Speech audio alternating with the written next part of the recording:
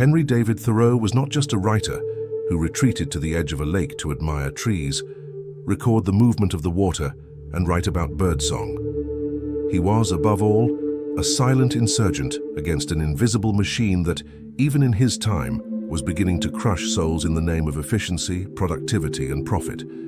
His stay in Walden was not an escape, but resistance. It was not naive romanticism, but an experiment in mental and spiritual survival. Thoreau wanted to prove that life, even in the 19th century, was already in danger of becoming a prison of mechanical habits, imposed duties, and superfluous consumption that had nothing to do with true human satisfaction. By stepping away, he built a kind of existential laboratory, where he measured what was truly worthwhile and lucidly recorded the difference between living and merely existing. Since then, the world has changed at a frightening scale and speed. Machines have multiplied and gained digital brains. Cities have swelled like hungry organisms that consume time and attention, and the internet has infiltrated every crack in our consciousness, stealing minutes and hours with the precision of an invisible thief.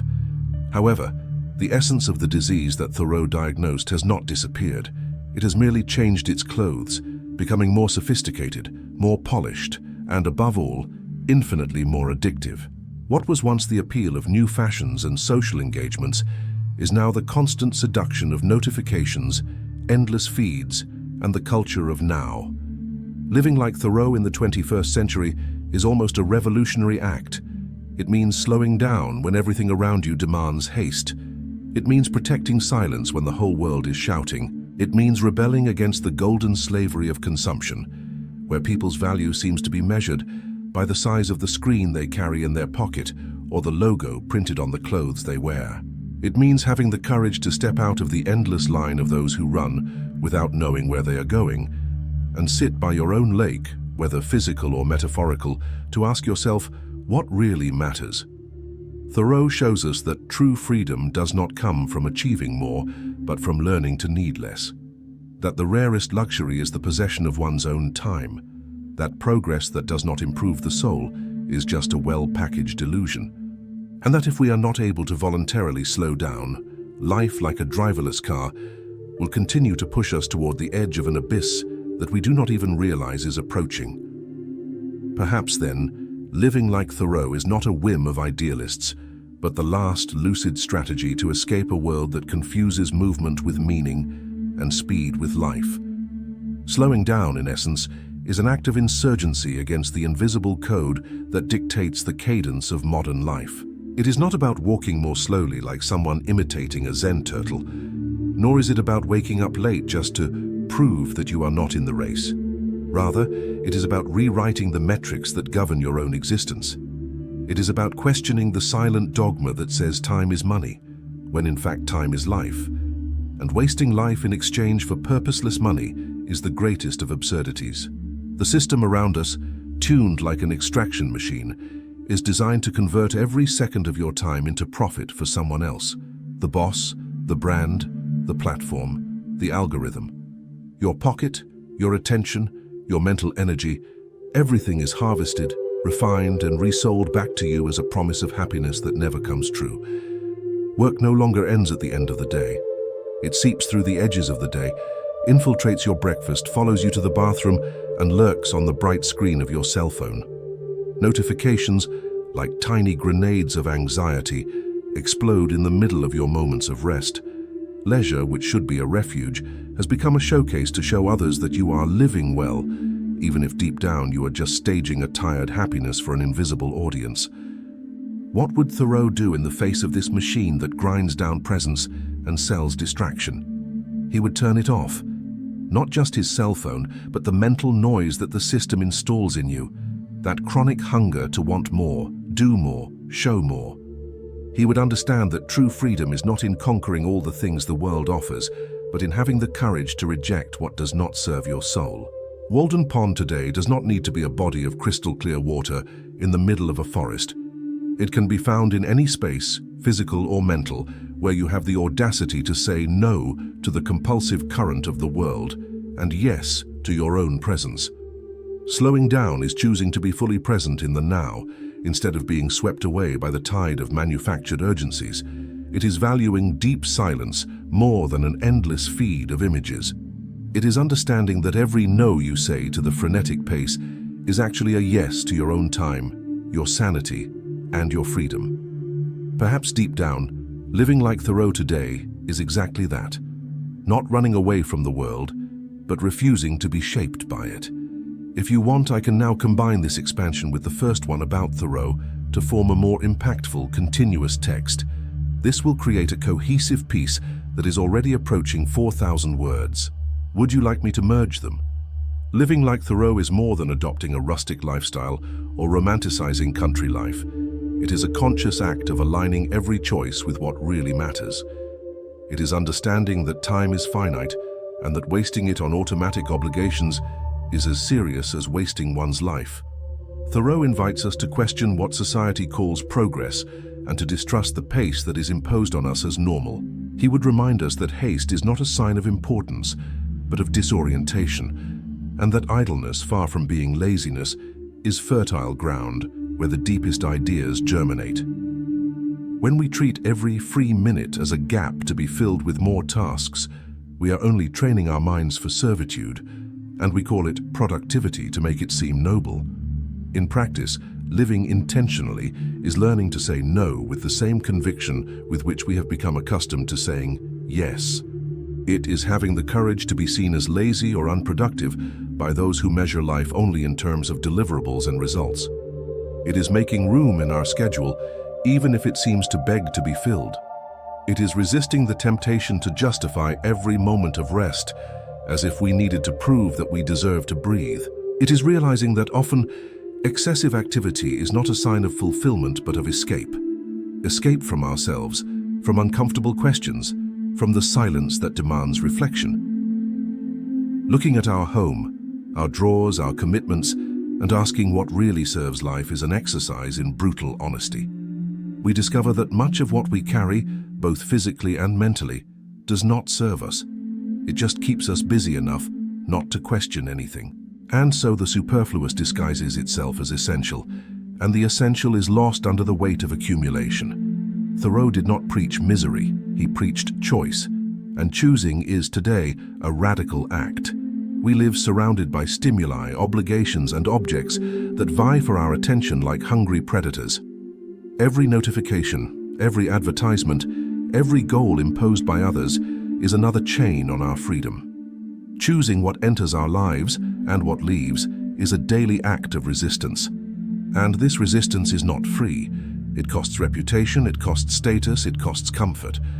But what it offers in return is something that money cannot buy: possession of oneself. In a world that lives to show off what it has, living like Thoreau is the art of cultivating what one is. In modern life, living like Thoreau requires armor. Armor against advertising that turns desires into debts, against corporate culture that measures your worth by how much you can take before breaking, against technology that measures relevance by how often you appear, shielding against the idea that success means always being busy, always available, always present in all virtual places at the same time, shielding against the belief that happiness lies in new things, expensive trips, rare objects, when what we need most may be just fresh air, silence, and a handful of good books. What Thoreau would tell us today is that slowing down is not a luxury for the few, but an urgency for everyone. Because rushing not only tires us, it dulls us, disconnects us from our ability to perceive. You can't contemplate a tree while running. You can't listen to a friend attentively if your mind is stuck on your next appointment. You cannot feel life passing by when you live only to cross tasks off your list. And if you don't feel life, what are you living for anyway? Perhaps that is why so many people, even surrounded by comfort and technology, feel permanently dissatisfied. Because they have confused movement with progress, consumption with abundance, virtual connection with real connection. Living like Thoreau, therefore, is an act of silent disobedience against the tyranny of haste. It is relearning how to be in the world, not just as a body in constant motion, but as an awakened presence that perceives the details that the hurried flow of life tends to erase. It is taking your hands off the wheel of speed and for a moment, ceasing to measure the value of days by what you have produced or achieved. It is the opposite of what we are taught from an early age. It is not about running to get there first, but having the clarity to realize whether the place you want to reach is really worth the race. It is allowing yourself to look at the road, not the finish line, and discovering that often what we seek is already there halfway along the way. It is not being afraid to waste time on things that do not generate financial profit, but that regenerate the spirit. It is cooking slowly, smelling the spices as if participating in a ritual. It is walking without a specific destination, letting your own steps be the goal. It is talking without looking at the clock, as if time were made up only of those words. It is reading a book without worrying about the number of pages, but about the depth of the thoughts it awakens. In these moments, time ceases to be a currency and returns to being the fabric of life. Thoreau reminded us that the price of anything is the amount of life you exchange for it. Today, this phrase sounds almost like a warning cry, because we are paying with our lives for things that do not nourish us. And worse, we often do not even realize that we are being deceived. Advertising, consumption, and the culture of productivity all convince us that the price is only the monetary value. But the most expensive bill is the one that doesn't appear on our bank statement. The sum of hours, attention, and energy we give to things that don't give us meaning in return. To live like Thoreau is to reclaim the power to say no to this unfair exchange. It is to question, if the price of what I desire is my peace of mind, is it still worth it? It is to rediscover that true abundance lies in unnegotiated time, in the hours that remain free of any obligation other than to exist fully. Deep down, it is a radical and simple choice, to stop living as if life were a corridor of goals and start living it as a lake, silent, deep, patient. And just like at Walden Pond, find in the reflection of the calm waters the truth that the hurried world tries to make us forget. It is not the quantity of things we accumulate, but the quality of the moments we cherish that defines whether we are living or just passing through time. This definitive guide is not a manual of fixed rules, but of non-negotiable principles, compasses for those who want to walk against the wind of haste and rediscover a rhythm that belongs to the heart, not the stopwatch. Refusing excess is more than making physical space. It is making mental, emotional, and spiritual space. It is to stop filling ourselves with commitments, objects, information, and expectations that weigh us down more than they nourish us. Slowing down the mind is realizing that it is not enough to slow down our legs if our thoughts continue to run like uncontrolled horses. It is silencing the internal buzz fueled by the constant bombardment of news, notifications, and comparisons. Choosing simplicity as a form of resistance is understanding that the modern world sells us complexity as synonymous with sophistication, when in fact it is often just a more elaborate net to trap us. A simple life is not a poor life. It is a life rich in clarity. It is living with less but with more meaning. It is knowing that everything you own also owns you, and that every obligation you accept carries a price in minutes and energy that will never come back. Protecting time as your only real asset is recognizing that money is earned and lost, but the hours you waste are irretrievably spent. It is understanding that there is no investment more important than investing in your own time, saving it for what truly matters: your relationships, your health, your peace, and your joy. Valuing silence as an antidote to the noise pollution of the world is rediscovering that in the quiet, you hear not only the birds or the wind in the trees, but also yourself, and often that is the most urgent conversation you need to have. Having the courage to be invisible when everyone else is rushing to be seen is freeing yourself from the addiction to validation. It is not measuring the value of your life by the number of likes, compliments, or applause you receive, but by the depth with which you live each moment. It is letting your life be, above all, meaningful to you, and not a spectacle for others.